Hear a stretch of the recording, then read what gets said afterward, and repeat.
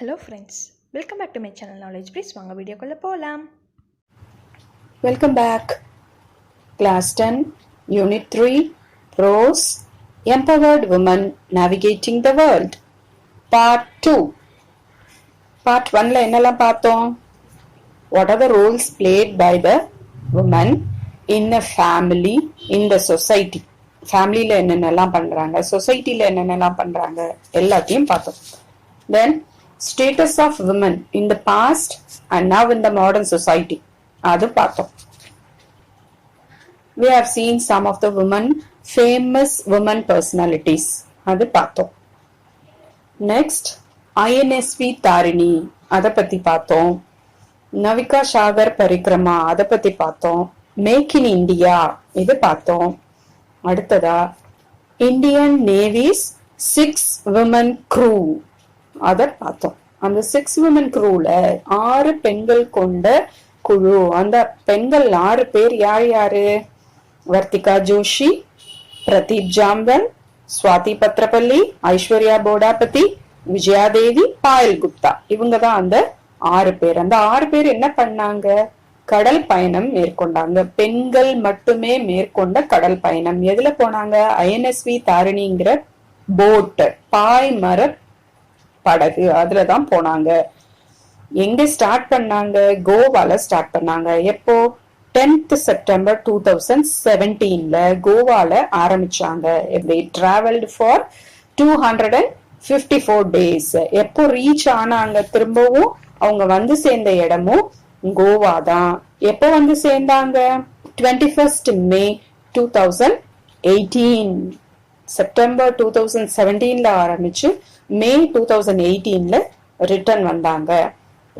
First solo சர்க்கம் navigation யார் பண்ணாங்க? Captain Dilip தாண்டே தான் பண்ணாரு.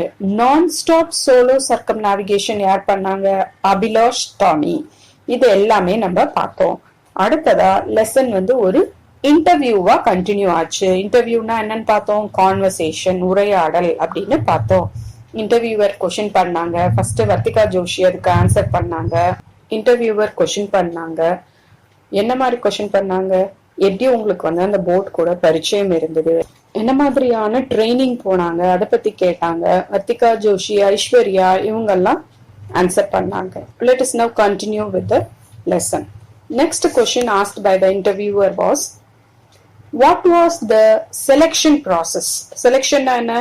எப்படி தேர்ந்தெடுத்தாங்க, எதை அடிப்படையா கொண்டு உங்களை தேர்ந்தெடுத்தாங்க அப்படின்னு கொஸ்டின் கேட்கறாங்க. Out of 30 women who had applied, 6 of us were shortlisted based on the little survival skills. 30 பேர் அப்ளை பண்ணியிருந்தாங்க. அதுல என்ன பண்ணாங்க? 6 பெண்களை மட்டும் எதை பேஸ் பண்ணி தேர்ந்தெடுத்தாங்களாம்? சின்ன சின்ன உயிர் பிழைக்கும் திறமைகள், லைஃப் சர்வைவல் ஸ்கில்ஸ். அதாவது சின்ன சின்ன விஷயங்கள் தான். எப்படி பிரச்சனை, ஏதாவது எமர்ஜென்சிஸ் வந்தா அதுல இருந்து எப்படி நாங்க திறமையா தப்பிச்சு வரோம் அப்படிங்கறத பேஸ் பண்ணி தான் 6 பேரை மட்டும் தேர்ந்தெடுத்தாங்க. The crew was mentored by commander Dilip Donde. யார் எங்களுக்கு பயிற்சியாளரா இருந்தாங்க? திலீப் தாண்டே தான் இருந்தாரு. I was told about the flare-ups at sea. I even had second thoughts about joining the team. கடல் சீற்றங்களை பத்தி எனக்கு அவர் சொல்லும் போது நான் கொஞ்சம் யோசிச்சேன், இந்த குழுவோட நம்ம பயணம் மேற்கொள்ளலாமா வேணாமான்னு. ஏன்னா எனக்கு பயமா இருந்தது அப்படின்னு யார் சொல்றாங்க? ஐஸ்வர்யா பதில் சொல்லியிருக்காங்க. Again the question by the interviewer. How did your family members react when you told them about this expedition? எந்த ஒரு விஷயம் நம்ம செய்யணும்னாலும் நம்ம ஃபேமிலியோட சப்போர்ட் நமக்கு வேணும் இல்லையா? அப்பதான் நம்மளால எதையுமே ஃபுல்ஃபில்லா முழு இதுவா செய்ய முடியும். முழு மனசோட செஞ்சு அதுல சக்சஸ் பண்ண முடியும். இப்ப அதே மாதிரி உங்களுடைய இந்த பயணத்துக்கு உங்க ஃபேமிலியுடைய சப்போர்ட் எப்படி இருந்தது? அவங்க உங்களுக்கு என்ன மாதிரியான பிரதிபலிப்பு இருந்தது உங்க குடும்ப உறுப்பினர்கள் கிட்ட அப்படின்னு கேக்குறாங்க. Our families did have a hard time, but that was because most of them had never ever seen the sea. உங்க ஃபேமிலிக்கு அது ஒரு கஷ்டமான காலமா தான் இருந்தது. ஏன் அப்படின்னா அவங்க அதுக்கு முன்னாடி என்ன பண்ணது இல்லையா, கடலையே பார்த்தது கிடையாது. 4 of us are from the mountains. நாங்க 6 பேர்ல 4 பேர் எங்கிருந்து வந்திருக்கோம், மலை பிரதேசங்கள்ல இருந்து வந்தவங்க. The first time my parents saw the ocean was when I invited them to visit. எங்களுடைய பெற்றோர்கள் எப்பதான் முதல்ல கடலை பார்த்தாங்க, நாங்க அவங்கள இன்வைட் பண்ணோம் வந்து பாருங்கன்னு. அப்பதான் அவங்க முதல்ல கடலை பார்த்தாங்க. But once they saw that we are doing well and looking after ourselves, they were quite supportive. They were apprehensive and supportive too. ஆனா கடலை பார்த்ததுக்கு அப்புறமாவும் நாங்க எங்களுடைய செயல்கள் எல்லாம் நல்லாவே செய்யறோம், எங்களையும் நாங்க பத்திரமா பாத்துக்கிறோம் அப்படின்னு தெரிஞ்சதுக்கு அப்புறம் ரொம்பவே அவங்க எங்களுக்கு சப்போர்ட் பண்றவங்களா இருந்தாங்க அப்படின்னு வர்த்திகா ஜோஷி சொல்றாங்க. Next question by the interviewer. What are your aims and how did you work to achieve them? உங்களுடைய குறிக்கோள்கள் இந்த பயணத்துல என்னவா இருந்தது, அது நீங்க எப்படி அச்சீவ் பண்ணீங்க அப்படின்னு கேக்குறாங்க. இதுக்கும் ஆன்சர் யார் பண்றாங்க? வர்த்திகா ஜோஷி. ஏன்னா வர்த்திகா ஜோஷி தான் கேப்டன் ஆஃப் த டீம், அவங்க தான் ஆன்சர் பண்றாங்க. I wanted to make sure that I complete this journey with ultimate honesty.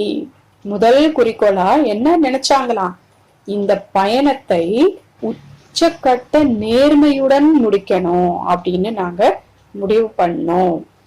So my contention was to make sure that we go by the rules of circumnavigation. அதனால நாங்க என்ன பண்ணோம், கடல் பயணம் மேற்கொள்வதற்கான ரூல்ஸ், விதிகள்லாம் என்னென்ன அப்படிங்கறத தெரிஞ்சுக்கிட்டோம். அந்த விதிகள்ல என்ன சொல்லுது, don't have to use any auxiliary means of repulsion.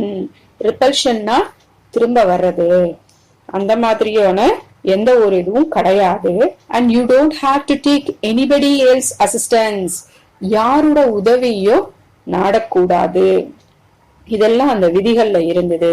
I grasped that completely. அது எல்லாத்தையும் நான் என் மைண்ட்ல நல்லா ஃபிக்ஸ் பண்ணிக்கிட்டேன். Next question. Name that one quality of yours that enabled you to complete this expedition successfully. இந்த பயணத்தை நீங்க வெற்றிகரமா முடிச்சதுக்கு எந்த ஒரு திறமை உங்களுக்கு, குணம், எந்த ஒரு குணம் வந்து உங்களுக்கு உதவியா இருந்தது அப்படின்னு கேக்குறாங்க. This was also answered by Vartika Joshi. Whenever the winds dropped, it would not have taken me even a fraction of a second to switch on the engine and say, let us go 1 mile ahead. INSV Tharini வந்து ஒரு பாய்மர படகுன்னு தான் பார்த்தோம். அது வந்து இன்ஜின்ல போறது கிடையாது. அதனால என்ன சொல்றாங்க இப்ப வர்த்திகா ஜோஷி, காத்துடைய வேகத்துலதான் அது போகும். எப்பெல்லாம் காத்துடைய வேகம் குறையுதோ அப்பெல்லாம் ஒரு சின்ன நொடி நிமிஷம் எனக்கு என்ன தோணும், இன்ஜினை ஆன் பண்ணி 1 மைல் தூரம் கொஞ்சம் போயிடலாம் அப்படின்னு தோணும். ஆனா அது வந்து ரூல்ஸ் படி தப்பு, நேர்மையா செய்யணும்னு நாங்க நினைச்சதுனால அந்த விஷயத்த நாங்க செய்யவே இல்லை. I'm glad that we were able to finish it successfully without the use of the engine at all. நாங்க எங்களுடைய பயணத்தை இன்ஜினை யூஸ் பண்ணாமலே சக்சஸ்ஃபுல்லா முடிச்சோம் அப்படின்னு பெருமையோட சொல்றாங்க. Next question. As the head of the crew, how did you involve the team? Captain யாருன்னு பார்த்தோம், வர்த்திகா ஜோஷி. நீங்க தான் கேப்டனா இருந்தீங்க. ஒரு கேப்டனா உங்களுடைய டீம் மெம்பர்ஸ் எல்லாம் எப்படி நீங்க இன்வால்வ் பண்ணீங்க, என்னென்ன மாதிரியான செயல்கள்ல ஈடுபட வச்சீங்க அப்படின்னு கேக்குறாங்க. இதுக்கும் இப்ப வர்த்திகா தான் ஆன்சர் பண்றாங்க. We have all sailed and trained the same amount and everybody has their own way of dealing with situations. எல்லாருமே ஒரே மாதிரியான ஒரே அளவிலான ட்ரைனிங் எடுத்தவங்க தான். ஒவ்வொருத்தருக்கும் ஒவ்வொரு விதமான திறமைகள் இருந்தது. But that was a good thing. அதுவும் ஒரு நல்ல விஷயமா தான் இருந்தது. Because we would discuss different ways of solving a problem and chose the best one. ஒரு பிரச்சனை அப்படின்னா எல்லாருமா சேர்ந்து உட்கார்ந்து டிஸ்கஸ் பண்ணுவோம், விவாதிப்போம் என்ன பண்ணலான்னு. அதுல இருந்து பெஸ்ட் எது ரொம்ப நல்லதா இருக்கோ அதை எடுத்து நாங்க செய்வோம்.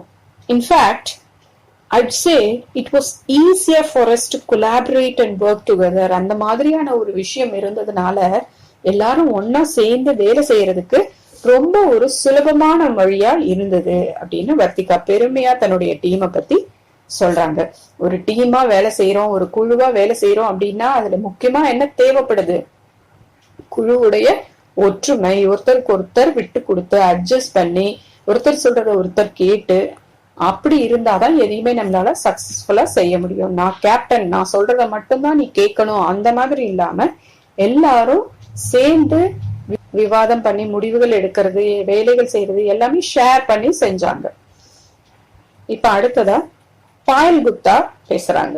When you are out at sea, teamwork is the most important in the middle of the crisis.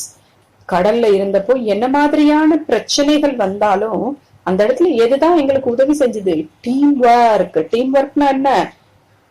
குழு செயல்பாடு. அதுதான் எங்களுக்கு ரொம்ப ஒரு முக்கியமான விஷயமா இருந்தது. Even during the storm, when 3 people would be out on watch. ஒரு புயல் வீசுது அப்படின்னா 3 பேர் வெளியில புயலுடைய வேகம் எந்த டைரக்ஷன் அதெல்லாம் நின்னு பார்த்துட்டு இருப்பாங்க. The other 3 would be inside, wouldn't be able to rest. மீதி 3 பேர் உள்ள இருப்போம். ஆனா அவங்களும் என்ன பண்ண மாட்டாங்க? ரெஸ்ட் எடுக்க மாட்டாங்க. என்ன பண்ணுவாங்க? Some would heat the water. சிலர் தண்ணி சுட வைப்பாங்க. Other would heat the gloves. கை உறைகள், குளிர் அதிகமா இருக்கும் இல்லையா, அதனால அந்த கை உறைகள் எல்லாம் சூடுபடுத்துவாங்க. So team effort actually helped in navigating through the 20 hours long storm. அந்த குழு செயல்பாடு தான் எங்களுக்கு ரொம்ப உதவியா இருந்தது. அதுவும் முக்கியமா எப்ப சொல்றாங்க? ஒரு 20 மணி நேர புயல் இருந்தது. அந்த புயல் நேரத்துல எங்களுக்கு அந்த குழு செயல்பாடு ரொம்ப உதவியா இருந்தது அப்படின்னு சொல்றாங்க. I feel that if I had been alone then, it would have been a nightmare to deal with the challenges that the sea throws at you. இந்த குழு செயல்பாடு இல்லை அப்படின்னா நாங்க இந்த கடல் பயணத்துல சந்திச்ச சவால்களை தீர்க்கிறது ஒரு பகல் கனவாதான் இருந்திருக்கும். நைட்மேர் அப்படின்னா பகல் கனவு. பகல் கனவாதான் இருந்திருக்கும். எங்களால எதையுமே சக்சஸ்ஃபுல்லா செஞ்சிருக்க முடியாது அப்படின்னு சொல்றாங்க. இப்போ அடுத்த கொஸ்டின் கேக்குறாங்க. Share your experience about the most challenging task while sailing. சவாலான அனுபவமா எது இருந்தது உங்களுக்கு? சோதனை, சவால், அந்த மாதிரியான எந்த அனுபவத்தை நீங்க எதிர்கொண்டீங்க இந்த பயணத்துல அப்படின்னு கேக்குறாங்க. வர்த்திகா ஜோஷி ஆன்சர் பண்றாங்க. The sea can get really tough when winds are picking up. காத்து வேகமா அடிக்கிறப்போ கடல்ல பயணம் பண்றது ரொம்ப ஒரு சிரமமா கடினமானதா இருந்தது. Those are the times we have to be active and need to anticipate what could be there ahead. அந்த மாதிரி நேரங்கள்ல நாங்க ரொம்ப சுறுசுறுப்பா செயல்படணும். அடுத்ததா என்ன நடக்கும்னு முன்கூட்டியே தெரிஞ்சுக்கிட்டு அதுக்கு நாங்க தயாராகவும் இருக்க வேண்டியதா இருந்தது. இந்த சவுத் பசிபிக், தெற்கு பசிபிக்ல நாங்க பயணம் போகும்போது என்ன ஆச்சு? We encountered a storm. நாங்க ஒரு புயலை எதிர்கொண்டோம். அது எப்படி இருந்துதான்? Where the seas were almost 9 to 10 meters high. கடலுடைய அலை எப்படி இருந்துதான்? 9 to 10 மீட்டர் உயரத்துக்கு வந்தது. And the winds were picking up to 60 to 70 knots. காற்றினுடைய வேகம் 60 to 70 knots. knotsனா அந்த காத்துடைய வேகத்தை சொல்லக்கூடிய யூனிட் அளவு தான் knots. ஒரு நாட் அப்படிங்கிறது 1.852 கிலோமீட்டர் பெர் அவர். அப்போ 60-70 knots அப்படிங்கிறது எவ்வளவு வேகத்துல காத்தடிச்சிருக்கோம். which is about a hurricane force. Hurricane அப்படிங்கிறது புயல்ல ஒரு வகையானது. அந்த அளவுக்கு ஒரு வேகமான காத்து இருந்தது. அதை நாங்க கடந்து வரும்போது ரொம்ப ஒரு சிரமமான அனுபவத்தை நாங்க தெரிஞ்சுக்கிட்டோம் அப்படின்னு சொல்றாங்க. நெக்ஸ்ட் கொஸ்டின் கேக்குறாங்க. இப்போ how adventurous was your trip? உங்களுடைய ட்ரிப் எந்த அளவுக்கு வீர தீர மிக்க ஒரு அனுபவமா இருந்தது அப்படின்னு கேக்குறாங்க. When we were crossing the Tasman Sea, we witnessed the brilliant southern lights from sea. டாஸ்மான் கடலை கடக்கும் போது என்ன பார்த்தாங்களா? தெற்கு பக்கம் ஒரு பிரகாசமான ஒளிய பார்த்தோம் கடல்ல. It was rare to watch that in those months. அந்த நாட்கள்ல அந்த காலகட்டத்துல அது அந்த இடத்துல வராது. we were absolutely awestruck as we were not expecting it. அந்த ஒளி காட்சியை பார்த்து நாங்க ரொம்ப வியப்படைந்தோம். The entire sky lit up in green light. அந்த வெளிச்சத்தினால ஸ்கை வானம் முழுக்க எப்படி இருந்ததா, பச்சை வண்ணமா இருந்தது. There was bioluminescence. bioluminescenceனா உயிரியல் ஒளிக்காட்சியா இருந்தது. Dolphins swimming in the wake of the boat. எங்க பக்கத்திலே டால்பின்ஸ் ஸ்விம் பண்ணி போச்சு. அது வந்து எப்படி இருந்ததா, நெய்பர்ஸ் மாதிரி இருந்ததா. நெய்பர்ஸ்னா யாரு, பக்கத்துல குடி இருக்கிறவங்க. அந்த மாதிரி எங்க பக்கத்திலே வந்துட்டு போச்சு. And a variety of sea creatures. நிறைய விதமான கடல் பிராணிகளையும் நாங்க பார்த்தோம். We spotted a dead sperm whale. ஒரு நாள் என்ன பார்த்தோம், இறந்து போன ஒரு திமிங்கிலத்தை பார்த்தோம். அந்த பெரிய திமிங்கிலம் தூரத்துல இருந்து பார்க்கும்போது ஒரு பெரிய தீவு மாதிரி இருந்தது. பக்கத்துல போன அப்புறம் தான் இது திமிங்கிலம்னு எங்களுக்கு தெரிஞ்சது. இந்த மாதிரியான நிறைய விஷயங்கள் நாங்க வந்து கூகுள்ல போய் தெரிஞ்சுக்கிற அளவுக்கு அங்க பார்த்தோம் அப்படின்னு சொல்றாங்க. நெக்ஸ்ட் கொஸ்டின் இப்போ இன்டர்வியூவர் கேக்குறாங்க. How did your crew spend time deep in the sea? கடலுடைய ஆழமான பகுதிகளுக்கு போனப்பெல்லாம் நீங்க வந்து உங்களுடைய நேரத்தை எப்படி செலவிட்டீங்க அப்படின்னு கேக்குறாங்க. இப்ப ஸ்வாதி இதுக்கு ஆன்சர் பண்றாங்க. During circumnavigation, we picked up some hobbies and kept posting pictures of delicacies like golgappas and cakes. இந்த கடல் பயணம் போகும்போது நாங்க எங்களுக்குன்னு சில பொழுதுபோக்குகளை ஏற்படுத்திக்கிட்டோம். அதுல என்ன பண்ணோம், அதை பத்தின அந்த பொழுதுபோக்குகளை பத்தின போட்டோஸ் அதை நாங்க போஸ்ட் பண்ணோம். அதுல முக்கியமா என்ன சொல்றாங்க, சுவை மிகுந்த கோல்கப்பாஸ். கோல்கப்பாஸ்னா பானிபூரியோட இன்னொரு நேம். அது அந்த கேக்ஸ் அதோட போஸ்ட் எல்லாம் நாங்க போட்டோம். We also read books when the weather was pleasant and did some quilling and craft work. Books படிப்போம், வெதர் நல்லா இருக்கு, எந்த பிரச்சனையும் இல்லாம போயிட்டு இருக்குன்னா புக்ஸ் படிப்போம். அப்புறம் குவில்லிங் ஒர்க். குவில்லிங் ஒர்க்னா அந்த பேப்பர்ல வச்சு இப்போ கிரீட்டிங் கார்டு பண்றாங்க, தோடு பண்றாங்க, வளையல் பண்றாங்க, அதெல்லாம் பண்றாங்க இல்லையா, அதுதான் quilling work. And craft work, கைவேலைகள்லாம் செய்வோம். Team leader Joshi read comics and the Ramayana during her journey. Captain Vartika Joshi என்னெல்லாம் படிச்சாங்களாம், ராமாயணாவும் நகைச்சுவை புத்தகங்களும் படிச்சாங்களாம். I loved cooking as well, so I indulged in baking. இப்ப யார் பேசுறாங்க, ஸ்வாதி பேசுறாங்க. அவங்க என்ன சொல்றாங்க, எனக்கு சமைக்கிறது ரொம்ப பிடிக்கும், அதனால அந்த வேலைகளை நான் செஞ்சு கொடுத்தேன். நான் சமைச்சு கொடுத்து மத்தவங்க அதை சாப்பிட்டுட்டு பாராட்டும் போது எனக்கு ரொம்ப சந்தோஷமா இருக்கும்.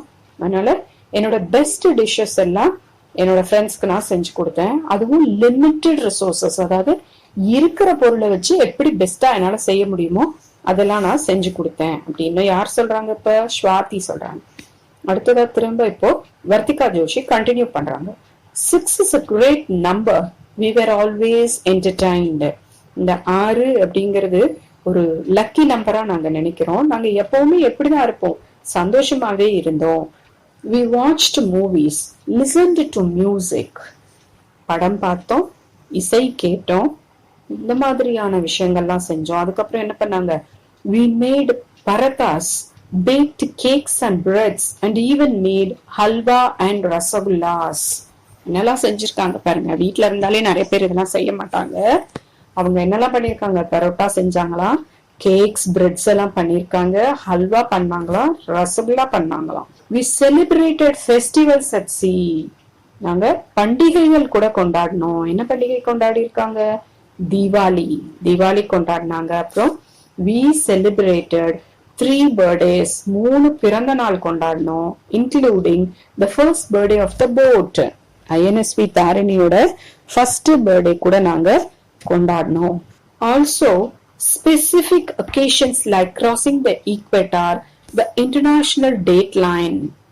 இன்னொன்னு சிறப்பான ஒண்ணு என்ன கொண்டாடினாங்களா, நில நடு கோட்டை கடக்கும் நேரம், சர்வதேச தேதிக்கோடு, இன்டர்நேஷனல் டேட்லைன், சர்வதேச தேதிக்கோட்டை கடந்த நிகழ்வு. இது ரெண்டையும் அவங்க ரொம்ப ஒரு சிறப்பான நிகழ்வா சொல்றாங்க.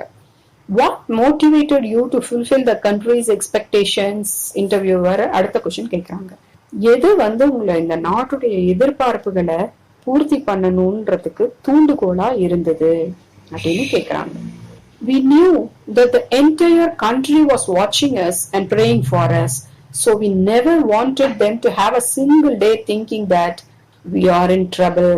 இந்த மொத்த நாடும் எங்களை பார்த்துட்டு இருக்கு, எங்களுக்காக ப்ரே பண்ணிட்டு இருக்கு அப்படிங்கறது எங்களுக்கு நல்லா தெரியும்.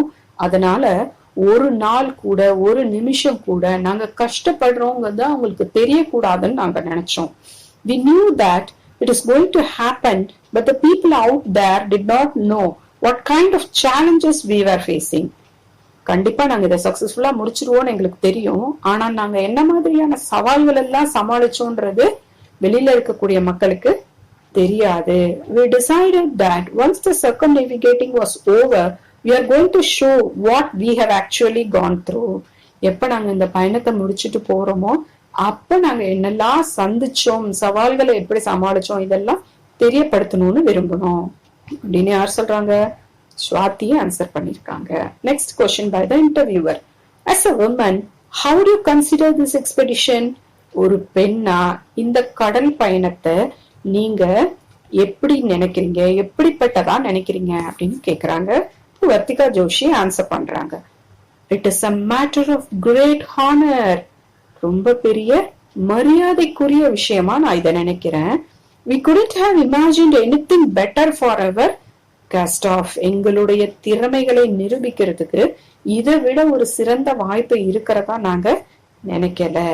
Of course, we being an all women team, it is a great boost to women in the country. 6 பேரும் நாங்க பெண்களாவே சாதிச்ச இந்த விஷயம் நாட்டில் உள்ள பெண்கள் எல்லாருக்குமே எப்படி இருக்கும்? ஒரு மாபெரும் தூண்டுகோலா இருக்கும். But as we are going as sailors and we as sailors have seen that the sea does not discriminate between genders. நாங்க கப்பலோட்டிகளா இருந்த போதும், நாங்களே கப்பலோட்டிகளா போன போதும் கடல் எந்த ஒரு ஆண் பெண் வேறுபாடும் காட்டல அப்படின்னு சொல்றாங்க. நாட்டுலதான் என்னெல்லாம் இருக்கு? ஆண் பெண் பாகுபாடு நிறைய இருக்கு. ஆணுக்கு ஒரு சட்டம், பெண்ணுக்கு ஒரு சட்டம். ஒரு இடத்துல வேலைக்கு போனாலுமே ஆண்களுக்கு அதிகமா சம்பளம் இருக்கும், பெண்களுக்கு சம்பளம் கம்மியா இருக்கும். இந்த மாதிரி பெண்களை இன்னும் நிறைய முன்னேற விடாம என்னெல்லாம் செய்ய முடியுமோ செஞ்சுட்டு இருக்காங்க. ஆனா அந்த கடலுக்கு இந்த மாதிரியான எந்த ஒரு பாகுபாடும் இல்லை அப்படின்னு சொல்றாங்க. It is always gender neutral. அது எப்பவுமே நடுநிலையோட தான் இருக்கு. And we have realized that gender does not play a role in sailing. என்ன நாங்க புரிஞ்சுக்கிட்டோம்? இந்த கடல் பயணத்துல கப்பல் ஓட்டுறதுல எந்த ஒரு ஆண் பெண் பாகுபாடும் இல்லை அப்படின்றத நாங்க புரிஞ்சுக்கிட்டோம். But to boost the morale in the country and for more women to take in adventures like sailing, I feel it is great that an all-women team had been formed to undergo this expedition. ஆனா என்ன சொல்றாங்க? இந்த நாட்டுல இருக்கக்கூடிய பெண்களின் மன வலிமையை அதிகப்படுத்துறதுக்காக, morale, MORALE, மொரால்னா மன வலிமை, அதை அதிகப்படுத்துறதுக்காக இந்த மாதிரியான பெண்கள் மட்டுமே ஒரு குழுவா அமைக்கப்பட்டு ஒரு கடல் பயணத்தை மேற்கொண்டாங்க அப்படின்னு சொல்லி முடிக்கிறாங்க லெசன். இதோட ஓவர். இந்த லெசனுடைய மாரல் என்ன தெரிஞ்சுக்கிட்டீங்க இதுல இருந்து நீங்க? women can achieve anything when they are provided with the opportunity. பெண்களுக்கு வாய்ப்பு கொடுத்தா எப்படி வேணாலும் அவங்க சாதிச்சு காட்டுவாங்கன்றத புரிஞ்சுக்க முடியும். Success is the result of perfection and hard work. வெற்றி அப்படிங்கிறது எதனுடைய பலனாதான் நமக்கு கிடைக்கும்? Hard work and perfection. எந்த வேலையை செஞ்சாலும் சரியா செய்யணும், ஹார்ட் ஒர்க் பண்ணணும், கடின உழைப்பு இருக்கணும். ஒரு வேலையை நம்ம சரியா செய்யணும், கடின உழைப்பு இருக்கணும். அப்பதான் நமக்கு அதனுடைய பலன் கிடைக்கும். அந்த பலன் தான் என்ன? சக்சஸ், வெற்றி. Success is the result of perfection and hard work. Once again the moral, success is the result of perfection and hard work. Thank you.